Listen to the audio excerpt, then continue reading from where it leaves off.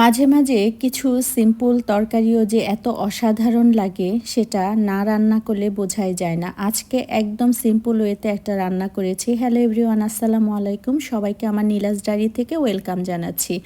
আজকে আমি রান্না করব পুঁই শাকের পাতা এবং ডাঁটা শাকের যে পাতা আছে সেটা দিয়ে মাছের মাথা টাথা দিয়ে রান্না করব।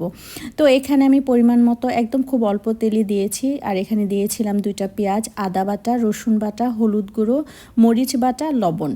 আর কিছুই দিইনি। সব কিছু দিয়ে এখানে যে মাছটা আছে, মাছের যে মাথাটা আছে সেটা আমি কষিয়ে নিচ্ছিলাম। এটা ছিল পাঙ্গাস মাছ। তো এটা দিয়ে আমার কাছে মনে হচ্ছিল যে একটু শাক পাতা দিয়ে রান্না করলে বেশ ভালোই লাগবে। আমি অফ ক্যামেরাতে আলু আর হচ্ছে যে পুঁই শাকের ডাঁটাটা আছে সেটা মানে ভাপ দিয়ে নিয়েছিলাম যেন একটু নরম হয়, কারণ এমনিতে দেখা যায় যে ভাপ দিয়ে নিলে পুঁই শাকের ডাঁটাটা কিন্তু সবুজ কালার হয়, দেখতেও ভালো লাগে, খেতেও কিন্তু বেশ নরম হয়ে যায়। তো আমি এটা সর্বপ্রথম আগে কষিয়ে নিলাম, তারপর হচ্ছে যে শাকটা আমি দেব সেটাও কিন্তু আমি ভাপ দিয়ে নিয়েছিলাম, কারণ এটার পানিটা সহ দিলে কেমন জানি একটা লালচে লালচে ভাব হয়, সেজন্য আমি একটু ভাপ দিয়ে নিয়েছিলাম। তো এখানে আমি সবগুলো শাক দিয়ে দিলাম, দিয়ে সব কিছু একসাথে খুব সুন্দর মতো করে কষাবো। যে পর্যন্ত কষানো আমার না হবে সেই পর্যন্ত আমি চুলাতেই রাখবো, কারণ হচ্ছে এই তরকারিটা একটু মিডিয়াম টু লো আঁচে কষালে তরকারির কালারটাও ঠিক থাকে এবং খেতেও কিন্তু বেশ ভালো লাগে।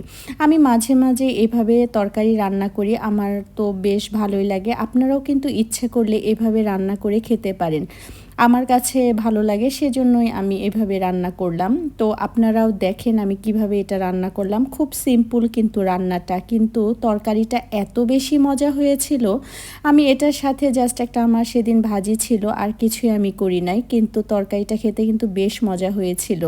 এখানে আমি মাছটাও দিয়ে দিলাম, দিয়ে একটু কষিয়ে তারপর হালকা একটু পানি দিয়েছিলাম, একদম অল্প দিয়ে একটু মাখা মাখা টাইপের রেখেছিলাম, কারণ বেশি এটাতে পানি দিলে ভালো লাগবে না।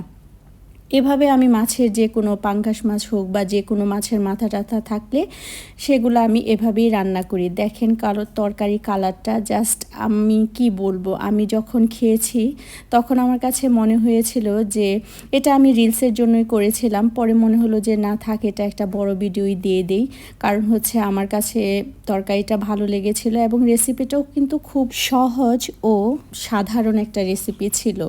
এই তো আমি কথা বলতে বলতে কিন্তু আমার তরকারিটাও হয়ে গিয়েছে। আপনারাই বলেন কেমন হয়েছে, আর কে কোথা থেকে দেখছেন অবশ্যই কিন্তু কমেন্ট করে জানাবেন, আমি যেন কমেন্টের রিপ্লাই দিতে পারি। আর আমার তরকারিটা কেমন হয়েছে সেটাও কিন্তু জানাবেন। সবাই ভালো থাকবেন। আজকের জন্য আল্লাহ হাফেজ, বাই।